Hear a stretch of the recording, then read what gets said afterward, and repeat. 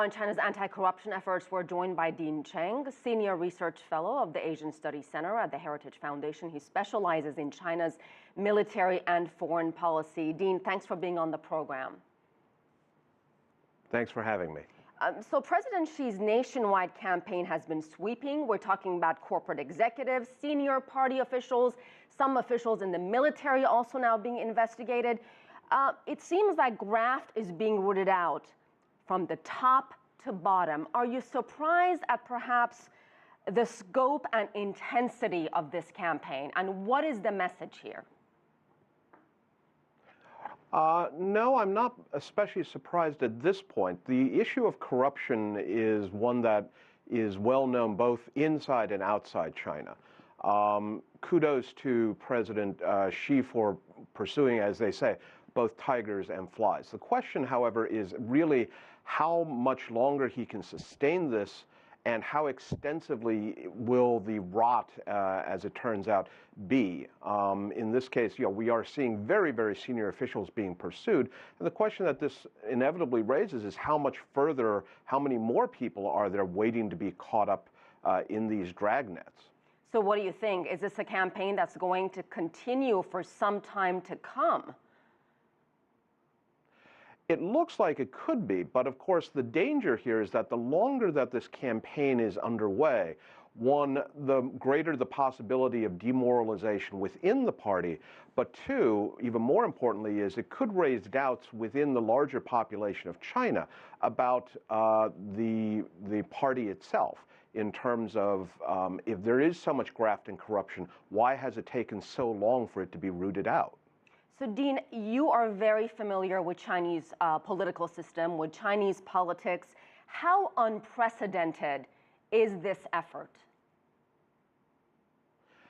Well, in terms of the scope, it is fairly unprecedented. The fall of Zhou Yongkang, for example, a former member of the Politburo, means that this campaign has gone higher up into the very core of the party's central leadership than previous ones. The announcement now that Guo Boxiong's son, Guo Boxiong was formerly vice chairman of the Central Military Commission, is one of a list of 14 new senior military officers under investigation, means that many of the highest ranking officers within the PLA are under investigation.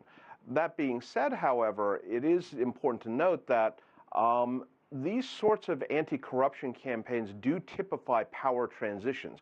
Hu Jintao tried to do something not on this scale when he first came to power. So part of this is power consolidation. So again, it'll be interesting to see how long this campaign lasts. So let's switch gears here and talk about the military. China has increased the budget for the military, 10% from what I see in my notes here. What is the reason behind this, considering China has gone through a slower economic chapter? Well, on the one hand, the PLA is still in a modernization mode, and it is only probably about halfway through its modernization. The Chinese military describes itself as half mechanized, half informationized. So we should be expecting to continue to see PLA increases in its budget. What is striking, however, is that we are seeing a 10% growth in defense spending when the budget, when the economy as a whole is expected to only grow by about 7%.